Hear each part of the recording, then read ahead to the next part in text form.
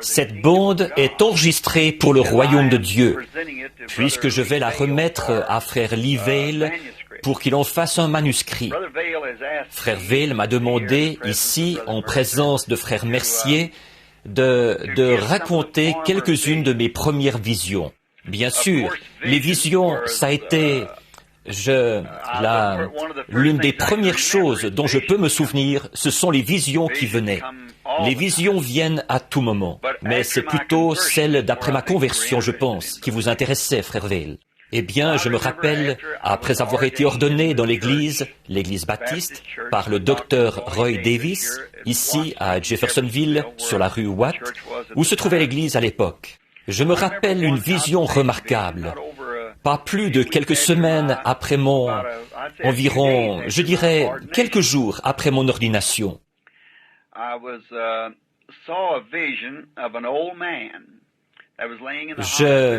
J'ai vu en vision un vieil homme étendu à l'hôpital. Il avait été écrasé. C'était un homme de couleur. Et il a été guéri instantanément, si bien que ça a créé beaucoup de confusion. Et il est sorti du lit et il est parti.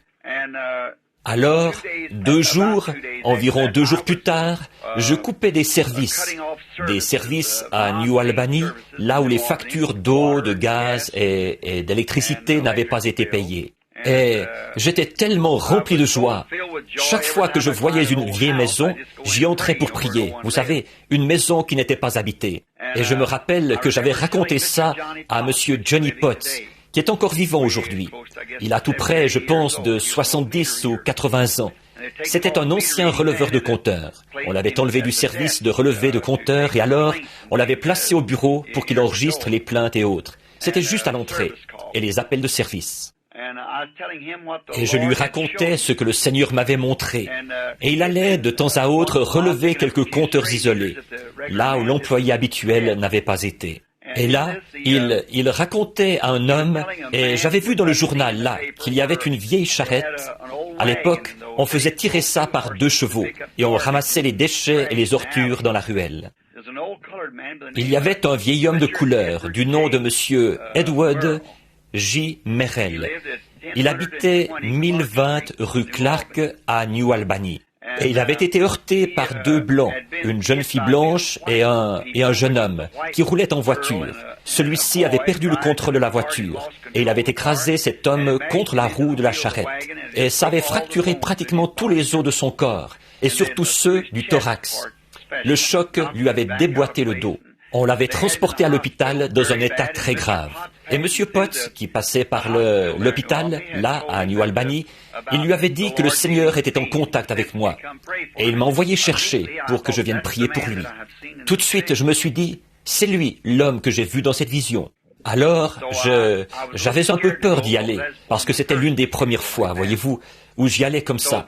Alors, mais toujours est-il que je suis allé chercher mon copain qui venait de se convertir, un jeune Français qui s'appelait Georges Deharque. Je venais de conduire celui-ci à Christ.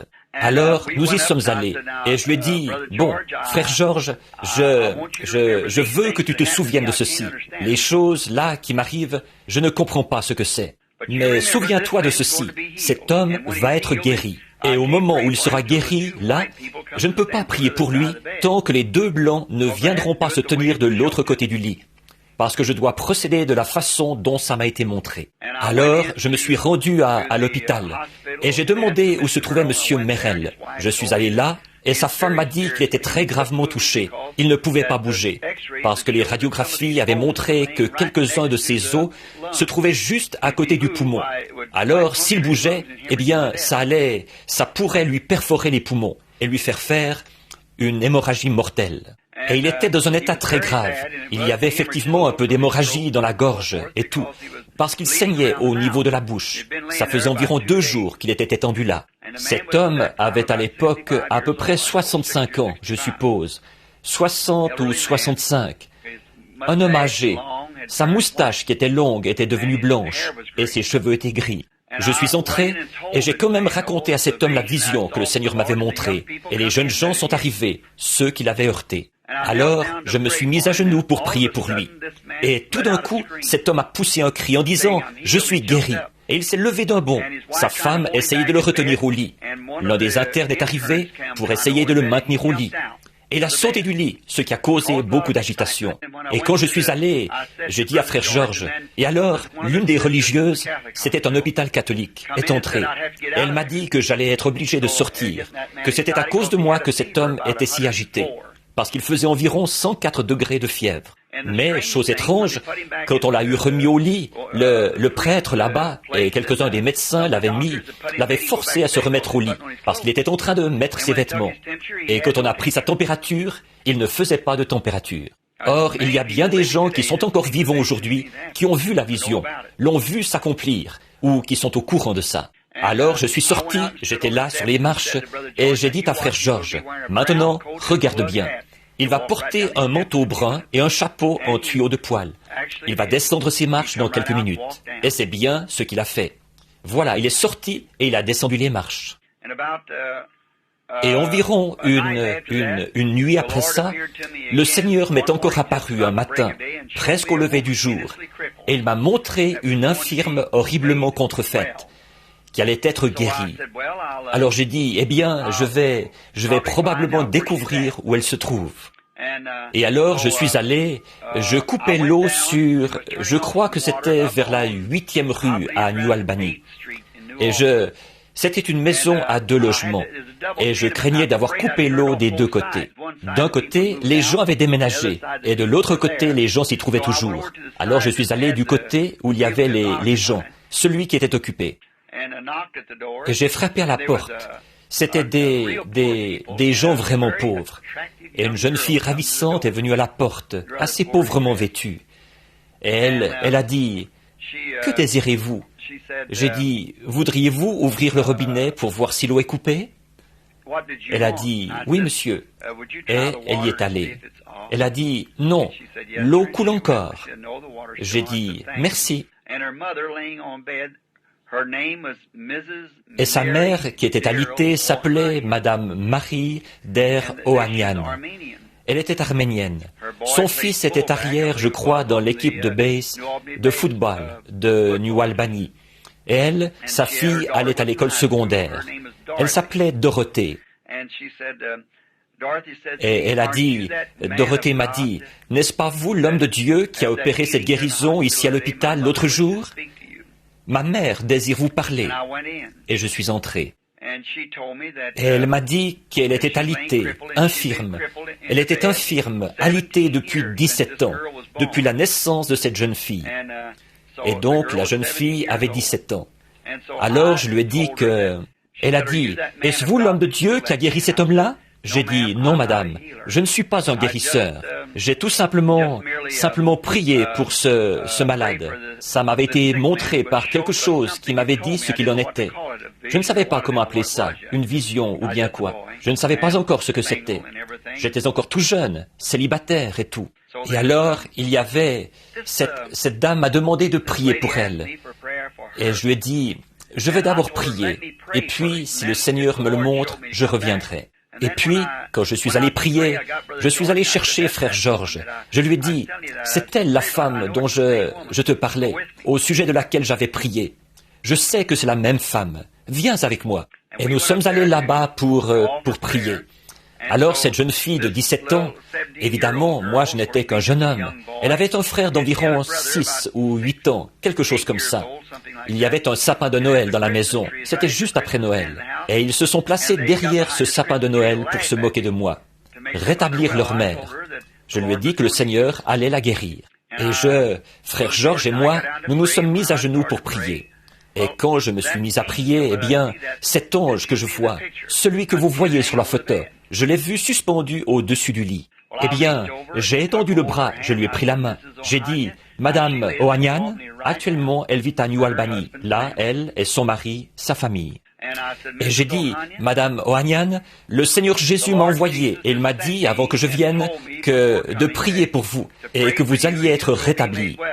Levez-vous et soyez rétablis au nom de Jésus. » Elle avait les jambes atrophiées, repliées sous elle. Avec sa Bible en arménien contre son cœur, elle a commencé à avancer vers le côté du lit. Et à ce moment-là, Alors Satan m'a parlé. Il a dit, si tu la laisses toucher le sol, elle va se casser le cou en descendant de ce lit élevé. J'ai eu peur pendant un instant. Mais j'avais toujours su que ces visions, je ne savais pas ce que c'était à l'époque. Ce qu'elle m'avait dit était toujours juste. Alors je suis allé de l'avant. Je l'ai quand même laissé descendre du lit. Et Dieu m'en est témoin. À l'instant même où elle allait sauter du lit, ses deux jambes se sont redressées. Sa fille a poussé un cri en se tirant les cheveux. Elle est sortie dans la rue en courant, en criant de toutes ses forces. Des voisins sont venus de partout. Et elle était là pour la première fois depuis 17 ans. Elle allait et venait dans cette pièce en louant Dieu. Je suis parti tout de suite pour m'éloigner de là. Plus tard, j'ai fait connaissance avec cette jeune fille et je l'ai fréquentée. Évidemment, il n'est pas nécessaire de faire mention de ceci, mais j'ai fréquenté cette jeune fille. Peu après, quelques semaines plus tard, j'étais chez ma mère un soir. Ce jour-là, j'avais été en prière. Et c'était comme si je n'arrivais tout simplement pas à me frayer un passage jusqu'à la victoire dans ma prière. Alors je me suis dit que j'allais simplement rester, vous savez, aller me coucher. À l'époque, j'habitais à la maison. Alors je suis entré dans la chambre pour prier. Et c'était vers 1h du matin, je pense. Et j'ai prié. Et tout à coup, j'ai regardé. Et maman, elle avait l'habitude de prendre ses vêtements et de les empiler sur une chaise. Vous savez, nous étions des gens très pauvres. J'ai regardé. Il y avait quelque chose de blanc qui venait vers moi. Et j'ai pensé que j'étais en train de regarder la chaise qui avait les vêtements dessus. Mais c'était cet ange du Seigneur, cette nuée, vous savez. Et il est venu jusque là où j'étais. Et je me suis retrouvé dans une pièce, une petite maison, ce que nous appelons une maison de fusil de chasse. Une petite maison de 2 pièces, tout en longueur. Et il y avait des boiseries rouges, ici sur le côté, vous voyez. Il y avait un petit lit à colonnes en fer, à ma droite. Il y avait une femme aux cheveux noirs, debout contre Cette pièce se prolongeait jusque dans la cuisine. Cette femme était debout contre la porte de la cuisine. Elle pleurait. Il y avait un père debout devant moi. Il m'avait amené son petit, qui avait quelque chose sur sa petite poitrine. Une de ses jambes, la gauche, était tellement recroquevillée qu'elle était repliée contre son petit corps. Et la jambe droite était recroquevillée dans l'autre sens. Les 2 bras aussi étaient recroquevillés, repliés contre son corps. Et son petit corps était tordu, tout recroquevillé jusqu'au cou, ici. Et je me suis demandé, qu'est-ce que ça veut dire? J'ai regardé, et à ma gauche, une vieille femme était assise. Elle ôtait ses lunettes et en essuyait les larmes, ou quelque chose qu'il y avait sur ses lunettes.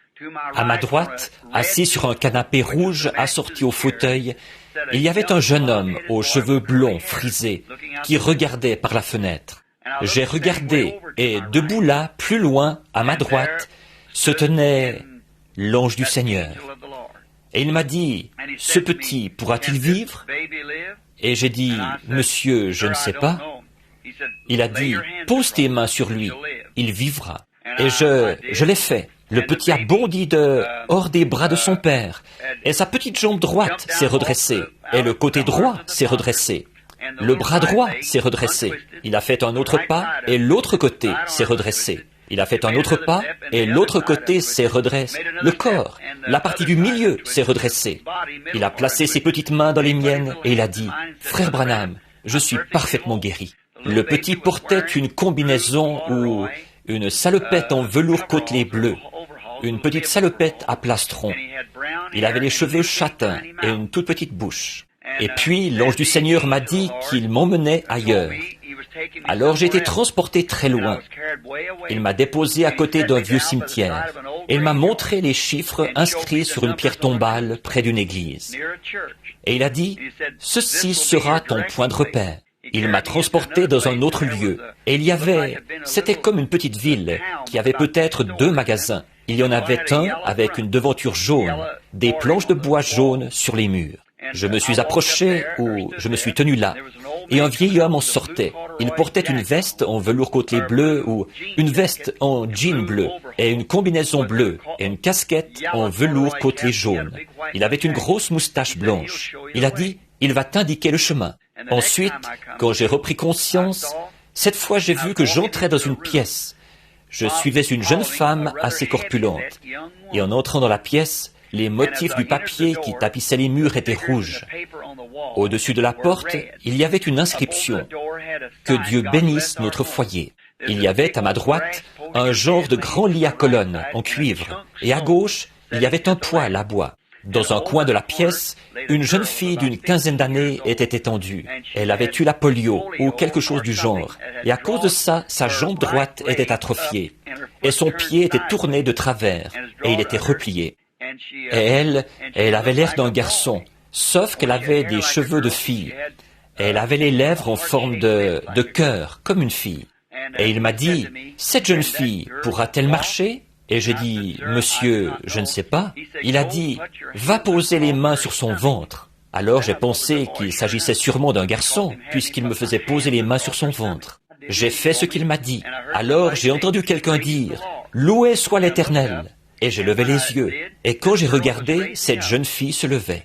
Et quand elle s'est levée, le pyjama qu'elle portait, la jambe de son pyjama s'est soulevée, laissant voir un genou qui était rond, comme un genou de fille, et non pas noueux, vous savez, comme un genou de garçon. J'ai su qu'il s'agissait d'une fille.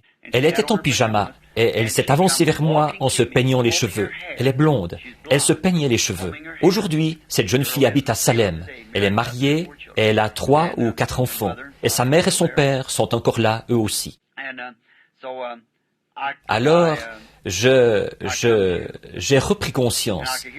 Et j'entendais quelqu'un qui disait, « Frère Branham » ou « Frère Bill »« Oh, Frère Bill » Et ma mère m'appelait. Et j'ai pensé, j'entendais une voix dans une direction. En sortant de cette vision, vous savez, j'étais un peu sonné. Et j'ai dit, « Qu'est-ce que tu veux, maman ?» Dans la chambre voisine où elle dormait. Elle a dit, « Il y a quelqu'un qui frappe à ta porte. » Et je l'ai entendu. « Frère Bill ?» Et j'ai ouvert la porte. Un homme est entré. Il s'appelait John Emile. Il habite maintenant à Miami en Floride. Et il a dit, « Frère Bill, vous ne vous souvenez pas de moi ?» J'ai dit, « Non, je ne crois pas. » Il a dit, « Vous m'avez baptisé, moi et ma famille. » Mais il a dit, « J'ai pris une mauvaise voie. » Il a dit, « J'ai tué un homme ici il y a quelque temps. Je lui ai donné un coup de poing au cours d'une bagarre et je lui ai cassé le cou. » Et il a dit, « J'ai perdu un de mes jeunes fils, l'aîné. » Et il a dit, « Le cadet est couché à la maison. Il est mourant en ce moment. » Et il a dit, « Le médecin de la ville ici vient de partir. » Et il a dit, « L'enfant fait une pneumonie double.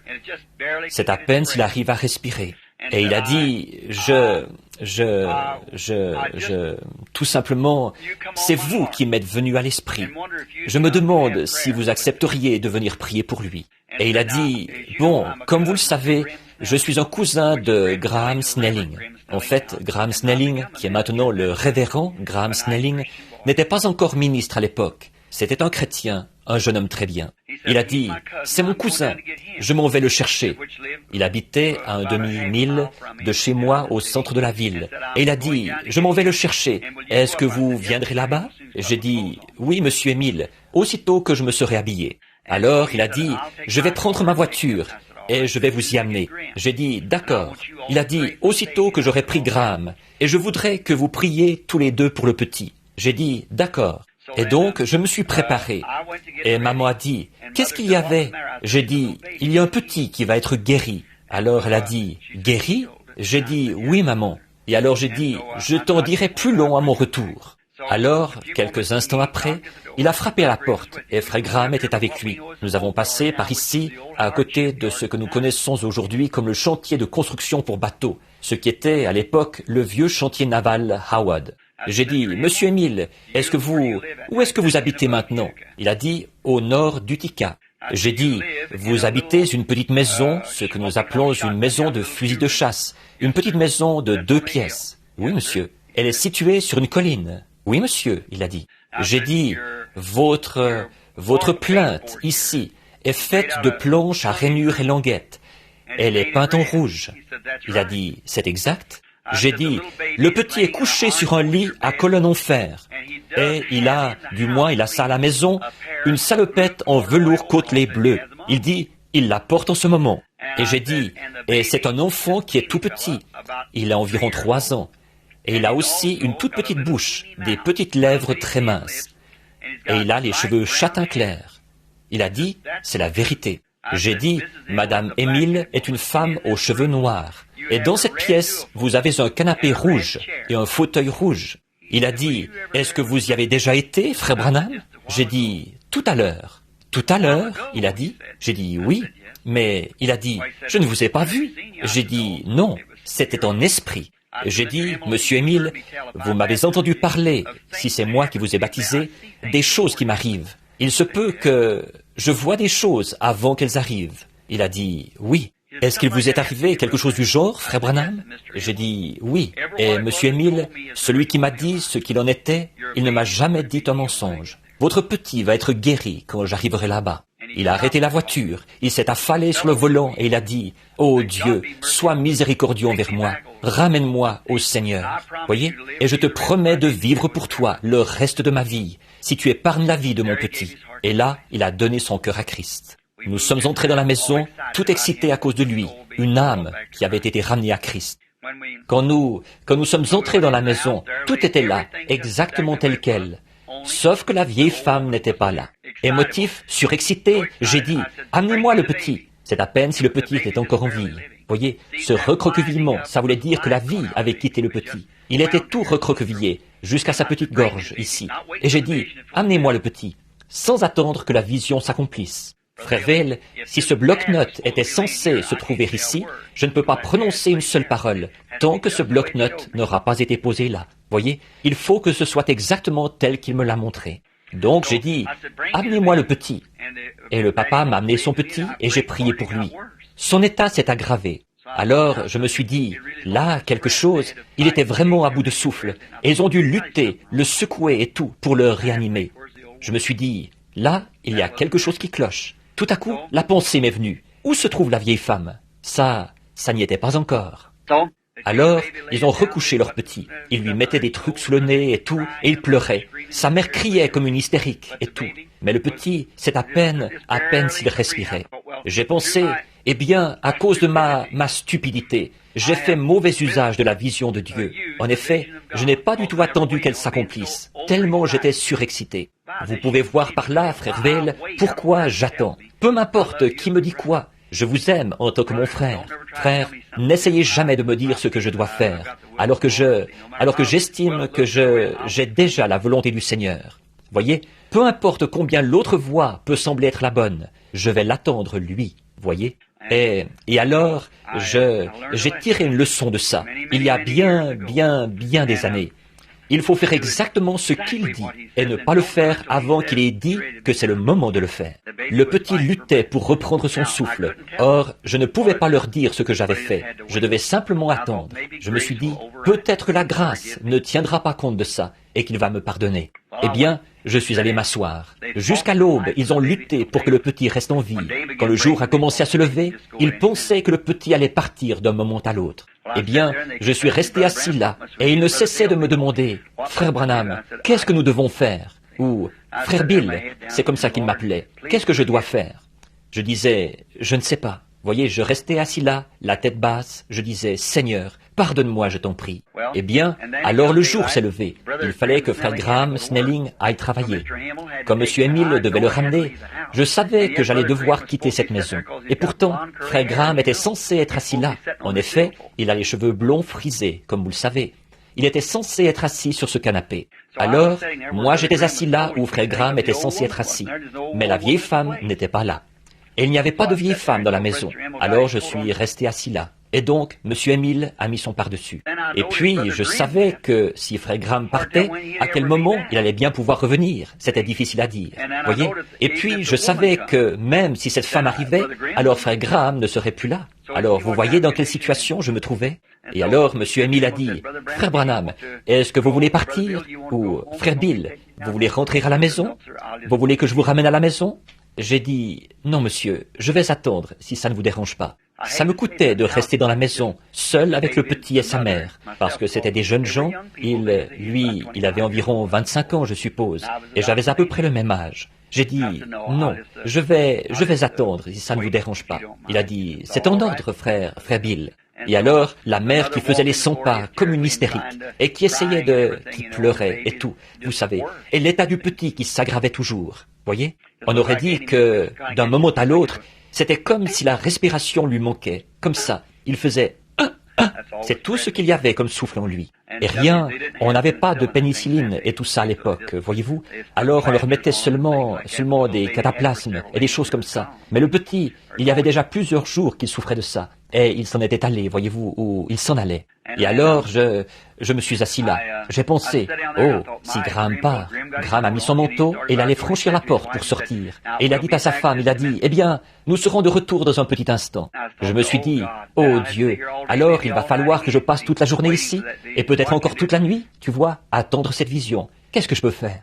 Et j'ai regardé par la fenêtre. Et voici, la grand-mère du petit arrivait sur le côté de la maison. Je l'ai appris plus tard, là, que c'était sa grand-mère. Et elle portait des lunettes. Je me suis dit, ça y est, Seigneur, pourvu que Graham ne sorte pas. Alors, elle arrivait toujours par la porte de devant. Mais, pour une raison ou pour une autre, qu'on ignore même jusqu'à ce jour, elle est passée par la porte de derrière. Elle est entrée par la cuisine. Elle est entrée dans la cuisine de la petite maison. Quand elle est arrivée dans l'embrasure de la porte, sa fille y a accouru. Elle l'a embrassée. Parce qu'il s'agissait de la mère de la fille, vous savez. Elle l'a embrassée. Et frère Graham, et puis elle a dit, est-ce que le petit va mieux? Elle a dit, maman, il est mourant. Elle s'est mise à crier comme ça, et sa mère pleurait. Alors, je me suis dit, pourvu que ça marche là, que Graham ne sorte pas. Et je me suis levé, mais je ne pouvais rien dire, voyez-vous. Je ne pouvais qu'attendre. Et frère Graham a fait quelques pas. Je m'étais levé pour qu'il puisse s'asseoir. Et c'était des membres de sa famille, voyez-vous. Alors, il s'est mis à pleurer, lui aussi. Et il s'est assis sur le canapé, là où il était censé être assis. Je me suis dit, maintenant, pourvu que cette vieille dame vienne s'asseoir dans ce fauteuil rouge. Et je m'étais reculé vers la porte où se tenait Monsieur Émile. Il portait son pardessus, et il était prêt à partir. C'était par un temps très froid, un froid de blizzard. Et je me suis dit, et la vieille dame s'est assise dans le fauteuil. Puis Graham s'est assis, et il a baissé la tête. Et la mère du petit a posé sa main contre la porte. Elle s'est mise à pleurer. Exactement la vision. Et la vieille dame s'est assise. Mais au lieu que ce soit juste des larmes sur ses lunettes, vu qu'il faisait froid, quand elle est entrée, celle-ci s'était embuée. Alors elle a plongé la main dans sa petite serviette, et elle en a sorti un petit mouchoir, ou dans sa petite sacoche, et elle a commencé à essuyer ses lunettes. Frère, avec ça, ça y était. J'ai dit à Monsieur Émile, Monsieur Émile, est-ce que vous avez toujours confiance en moi en tant que serviteur de Christ? Il a dit, certainement, frère Branham. J'ai dit, maintenant, je peux vous le dire. Quand j'avais parlé tout à l'heure, j'avais devancé la vision. Voilà pourquoi ça ne s'est pas produit. Si vous avez toujours confiance en moi, allez, amenez-moi votre petit. Oh là là, j'ai vu à ce moment-là que c'était juste. Voyez-vous, allez, amenez-moi votre petit. Il a dit, je vais faire tout ce que vous me demandez de faire, frère Bill. Je n'aurais pas peur de le prendre dans mes bras. En effet, quand il le prenait dans leurs bras, il s'en allait, il perdait le souffle. Il m'a amené le petit. Il a étendu les bras pour prendre celui-ci. Il me l'a amené, et il se tenut là. J'ai posé ma main sur lui, j'ai dit, Seigneur, pardonne la stupidité de ton serviteur. Voyez, quand j'avais parlé, j'avais devancé ta vision. Mais maintenant, que l'on sache que tu es le Dieu des cieux et de la terre. À peine avais-je dit ça, le petit entoure son papa de ses deux bras, et il se met à crier et à pleurer en disant, « Papa, je me sens bien maintenant. » Voyez, j'ai dit, « Monsieur Émile, laissez le petit tranquille. Il faudra 3 jours pour que ça le quitte. » Parce qu'il avait fait 3 pas en se déroulant. Je suis rentré chez moi. J'ai raconté ça à mon église. J'ai dit, je vais y retourner. C'était un lundi. J'ai dit, mercredi soir, avant le culte, j'irai là-bas. C'étaient des gens pauvres. Alors, nous leur avons préparé un panier de provisions pour le leur apporter. Alors j'ai dit, je veux que vous y alliez tous quand j'irai là-bas. Et vous vous placerez autour de la maison. Et quand j'arriverai là-bas, à cette maison-là, regardez bien, et vous verrez si ce petit ne va pas traverser le plancher avec une petite moustache dessinée ici, du fait qu'il a bu du chocolat au lait ou quelque chose comme ça. Voyez? Et il va placer ses mains dans les miennes et prononcer les paroles suivantes. Frère Bill, je suis parfaitement guéri. Ce petit, âgé de 3 ans, regardez bien, et vous verrez si ça ne va pas se produire. Mon épouse actuelle, Meda, c'était bien avant que nous soyons mariés là. Elle faisait partie du groupe, et tout un camion plein de gens était allé là-bas. Et ils s'étaient placés autour de cette maison, voyez-vous, pour me voir quand j'allais arriver dans le vieux camion de la compagnie des services publics, que j'avais chez moi ce soir-là. Je n'avais pas de voiture personnelle. L'arrière était plein de goudron et de choses, vous savez, que j'avais transporté ce jour-là pour faire des réparations. Je suis arrivé devant la maison, je me suis arrêté. Je suis monté sur le perron, j'ai frappé à la porte. Il n'y avait pas de tapis sur le vieux plancher. La mère a traversé la pièce, elle a dit « Tiens, mais c'est frère Bill !» comme ça. Et les gens regardaient à l'intérieur par les fenêtres, à ce moment-là, pour voir ce qui allait se produire. Et dans le coin, le petit garçon était en train de jouer. C'était le 3e jour. Je me suis arrêté, je n'ai pas dit un seul mot. Tout doucement, il a traversé la pièce, il est venu, et il a placé ses petites mains dans les miennes. Il avait bu du chocolat au lait. Il avait comme une petite moustache partout là, dû au chocolat au lait. Il a placé ses mains dans les miennes et il a dit, « Frère Bill, je suis parfaitement guéri. » Ah, ce soir-là, à l'église, j'ai raconté ça. J'ai dit, il y a une jeune fille infirme quelque part qui est dans le besoin. J'ai dit, Église, je ne sais pas ce que ces choses-là veulent dire. Je ne peux pas vous le dire. Et alors, je travaillais pour les services publics. Et je me rappelle, un jour, environ une semaine après ça, j'allais sortir de la bâtisse. Je sortais. Monsieur Herb Scott, qui habite actuellement ici, en ville, c'était mon patron. Et il a dit, j'allais descendre. Il a dit, Billy? J'ai dit oui. Il a dit, avant que tu partes, j'ai une lettre ici pour toi. J'ai dit, d'accord Herbie, je viens la chercher dans un instant. Et alors, je suis allé faire le reste de mon travail. Je procédais à des vérifications. Alors, je suis allé faire le reste de mon travail. Et quand j'ai fait ça, je me suis rappelé la lettre. Je suis allé la prendre, je l'ai ouverte. Elle disait, « Cher Monsieur Branham », voyez-vous, elle disait, « Je m'appelle Neil. Je suis Madame Harold Neil. Nous habitons un endroit qui s'appelle South Boston. » Elle disait, « Nous sommes de confession méthodiste. J'ai eu l'occasion de lire une petite brochure que vous avez écrite, intitulée « Jésus-Christ le même hier, aujourd'hui et éternellement », un petit traité. Nous faisions une réunion de prière dans notre maison l'autre soir, et nous avons appris que vous avez du succès à prier pour les malades. Et elle disait, « J'ai une fille de 15 ans qui est affligée. » Elle disait, « qui est couchée sur un lit d'affliction. » Et je ne sais pas pourquoi, mais je n'arrive pas à me défaire de la pensée que je dois vous inviter à venir prier pour ma fille. Voudriez-vous, s'il vous plaît, venir prier pour elle? Bien à vous, Madame Harold Neil, South Boston, Indiana. J'ai dit, vous savez, c'est cette jeune fille-là, c'est elle. Je suis rentré à la maison, j'ai raconté ça à ma mère, je leur ai raconté ça. J'ai dit, c'est cette jeune fille-là. Et puis, ce soir-là, à l'église, j'ai dit à l'église, j'ai dit, voici, c'est à cet endroit. J'ai dit, est-ce que quelqu'un sait où se trouve South Boston? Et frère George Wright, vous le connaissez tous, il a dit, frère Branham, je pense que c'est au sud. Alors, le lendemain, 2 de mes amis et mon épouse actuelle, ainsi qu'un homme et sa femme du Texas, eux, ils s'appelaient Brace, Ad Brace. Il habite maintenant par ici, au sud de Milltown. C'est un fermier. C'était un propriétaire de ranch là-bas dans l'ouest. Et il était venu s'installer ici pour être près de l'église. J'avais prié pour sa femme, et elle avait été guérie de la tuberculose. Et alors, il voulait voir la chose se produire. J'ai dit, venez avec moi, et vous verrez si ça ne va pas se produire exactement comme ça. Alors, cette dame n'avait jamais vu une vision, Madame Brace. Alors, ma femme m'a accompagné. Frère Jim Weishart, l'ancien âgé, vous vous souvenez à l'église, là, le diacre âgé, lui aussi voulait voir ça. Je n'avais à l'époque qu'un vieux roadster, et je les ai tous entassés là-dedans. Nous sommes descendus au sud de New Albany. Là, j'ai vu un panneau et j'ai constaté qu'il ne s'agissait pas de South Boston, il s'agissait de New Boston. Alors, à ce moment-là, je ne savais plus où aller.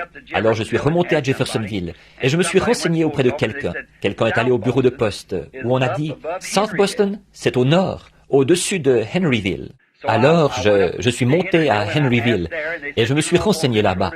Et ils ont dit, prenez cette route-ci, c'est à une 15aine de milles, passez les petites montagnes, ici, vous verrez une petite ville. Faites attention, sinon vous allez la manquer. Ils ont dit, parce qu'il n'y a qu'un seul petit magasin, et il y a le bureau de poste et tout le reste dans ce magasin. South Boston, c'est par là, où il y a ces petites montagnes. De ces petites montagnes, il y en a sur une superficie de 17 000 acres, là-bas, voyez-vous? Et c'est de l'autre côté, dans les collines là-bas. Alors, nous avons continué à rouler. Et tout à coup, j'ai eu une sensation très étrange. Après avoir fait 5 ou 6 milles en voiture, j'ai eu une sensation très étrange. J'ai dit, je ne sais pas. Ils ont dit, qu'est-ce qu'il y a? J'ai dit, je crois que celui qui me parle veut me parler. Alors, je vais devoir quitter la voiture. Alors, je suis descendu de la voiture. Les femmes étaient assises sur les genoux l'une de l'autre, vous savez, et tout, dans ce vieux roadster. Je suis descendu de la voiture et je suis allé derrière la voiture. Et j'ai courbé la tête, j'ai posé mon pied sur le pare-choc, à l'arrière de la voiture. Et j'ai dit, « Père Céleste, que veux-tu faire savoir à ton serviteur ?»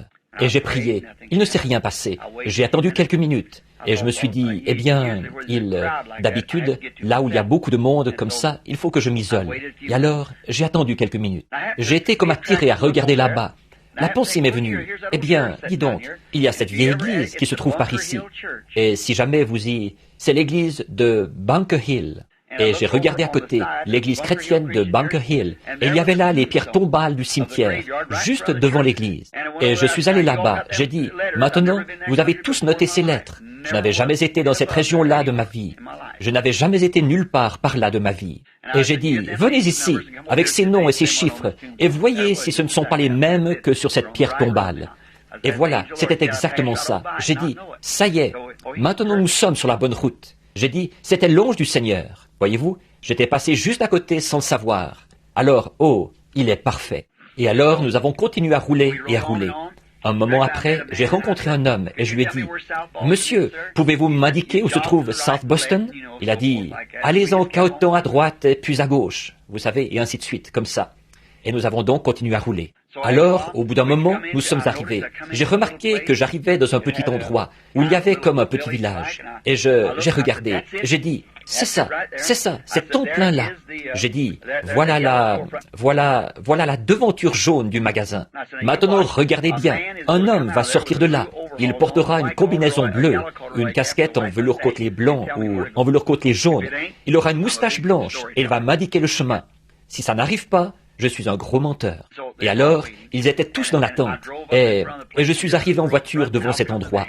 Et juste au moment où j'arrivais là devant, l'homme est sorti. Il portait cette combinaison bleue et cette casquette en velours côtelé jaune. Et il avait une moustache blanche. Et Madame Brace s'est évanouie dans la voiture en voyant la chose s'accomplir, comme ça. J'ai dit, « Monsieur, vous êtes censé me dire où se trouve Harold Neil. » Il a dit, « Oui, monsieur. » Il a dit, « Est-ce que vous venez du sud ?» J'ai dit, « Oui, monsieur. » Il a dit, « Vous l'avez dépassé. À environ un demi-mille plus bas sur la route, prenez la première route à gauche. Plus haut sur cette route, vous allez voir une grande étable rouge. Tournez du côté de cette étable rouge. » Il a dit, « C'est la deuxième maison à votre droite, quand vous arrivez sur cette petite route semblable à un sentier. » J'ai dit, « Oui, monsieur. » Il a dit, « Pourquoi ?» J'ai dit, « Il a une fille affligée, n'est-ce pas ?» Il a dit, « Oui, monsieur, c'est exact. » J'ai dit, « Le Seigneur va la guérir. » Et le vieil homme s'est mis à pleurer. Voyez, il ne savait pas du tout. Et alors, il était inclus dans la vision. Il ne savait pas ce qui se passait. J'ai fait demi-tour. Nous avons réussi à ranimer un peu Madame Neil. Et nous sommes allés là-bas. Nous sommes entrés à pied dans la cour. Nous sommes descendus de la voiture. Nous sommes allés là. Nous sommes allés là où, vous savez, là où ça se trouvait. Et une jeune femme corpulente s'est présentée à la porte. J'ai dit, la voilà. Voyez? Et alors, elle a dit, bonjour. J'ai dit, bonjour. J'ai dit, je suis frère Bill. Oh, elle a dit, je pensais bien que c'était vous. Elle a dit, vous avez reçu ma lettre? J'ai dit, oui, madame, je l'ai reçue. Elle a dit, je suis madame Harold Neil. J'ai dit, eh bien, je suis content de faire votre connaissance, madame Neil. Et voici le petit groupe de gens qui sont venus avec moi pour prier pour votre fille. Elle a dit, oui. J'ai dit, elle est sur le point d'être guérie. Elle a dit, quoi? Et ses lèvres se sont mises à trembler. Elle s'est mise à pleurer. J'ai dit, oui, madame.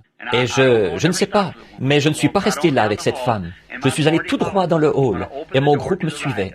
Quand j'ai ouvert la porte qu'il y avait à droite du hall de cette grande maison rustique, quand j'ai ouvert la porte, il y avait les papiers jaunes, ou le papier peint jaune sur le mur, avec les motifs rouges, l'inscription « Que Dieu bénisse notre foyer », le vieux lit à colonnes en cuivre, le poêle à bois à ma gauche, et il y avait un tout petit lit de camp qui se trouvait là, dans lequel cette fille qui avait l'air d'un garçon était couchée. Là, il s'est passé quelque chose. J'étais là dans le coin de la pièce, et j'observais mon corps s'avancer vers ce lit. Et j'ai posé mes mains là, sur son ventre, exactement comme le Seigneur l'avait dit. Et quand j'ai fait ça, quand Madame Neil est entrée dans la pièce et qu'elle a vu ça, elle s'est écroulée sur le parquet, de nouveau, et s'est évanouie. C'est une personne assez fragile. Alors elle est tombée, évanouie sur le parquet de nouveau. Et frère Neil essayait de la ranimer. Et le vieux frère Jim, debout là, il disait, « Le Seigneur soit béni », en se tenant les mains ensemble, si vous savez un peu comment il agissait. Et donc, j'ai regardé ça, et j'ai vu ça. J'ai posé mes mains sur elle, ou sur son ventre, comme ceci. J'ai dit, « Seigneur, je fais ceci suivant ce que je considère comme l'ordre que Dieu m'a donné de le faire. » Et à peu près au même moment, elle s'est mise à pleurer. Et d'un bond, elle s'est mise debout. On venait de relever Madame Neil. Elle s'était réveillée de son évanouissement. Et quand la jeune fille a bondi hors du lit, alors voilà la jambe de son pyjama s'est soulevée. Sur la jambe droite, exactement comme la vision l'avait montré. C'était un genou rond de fille, et non celui d'un garçon. Et Madame Neil s'est écroulée de nouveau, vous voyez. Elle s'est évanouie. Ça faisait 3 fois qu'elle s'évanouissait. Et cette jeune fille est sortie de là, de cette pièce-là. Elle est allée dans sa chambre en pleurant. Elle a mis son kimono et elle est revenue en se peignant les cheveux à l'aide de la main infirme. Elle était aussi paralysée d'une main, de la main droite. Elle se peignait les cheveux à l'aide de cette main infirme. Elle est mariée, elle a une tripotée d'enfants. Son nom, je ne sais pas quel nom elle porte maintenant, mais Neil, n'importe qui pourra vous le dire, Harold Neil. Et ses visions sont vraies. Je pourrais retracer de ces choses et vous conduire auprès de gens. On pourrait produire une quantité de livres rapportant des choses comme celles-là qui se sont produites. Or, c'est vrai ça, frère Vail. Moi, je vais faillir. Je suis un homme. Je suis voué à l'échec, pour commencer. Et je suis un piètre substitut, comme serviteur de Christ.